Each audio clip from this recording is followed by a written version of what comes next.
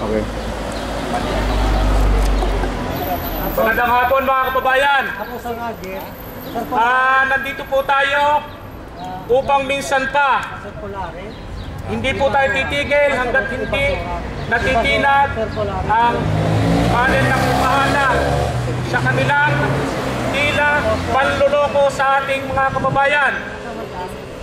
Nandito po tayo upang linawin ang kanyang deklarasyon kung bakit hindi siya gumawa ng isang kahilingan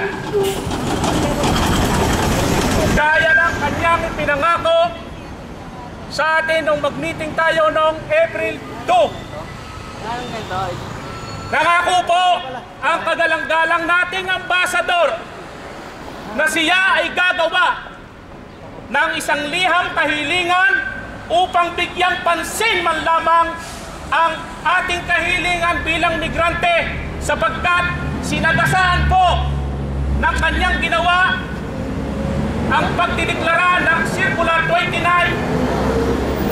ang isang batas ng Human Rights International. Ito po ang paglabag sa cultural identity.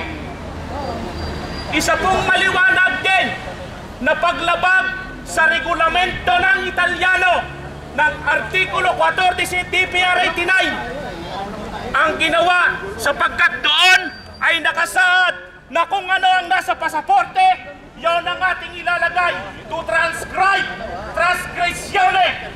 Ililiwat lamang kung ano ang impormasyon natin na nasa pasaporte, ngunit ang embahada kasama ng ibang mga konsihal, hindi ko lahat, ay nagtutulong-tulong upang tanggalin ang ating middle name.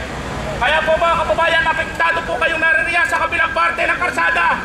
Pumunta po kayo dito upang kayo ay sumama sa amin at magsama-sama tayo na tutulan kung kayo ay tutol sa pagtanggal ng middle name. Kung kayo naman po ay sang-ayon na tanggalin ang inyong middle name, dyan po kayo sa parte ng embahada.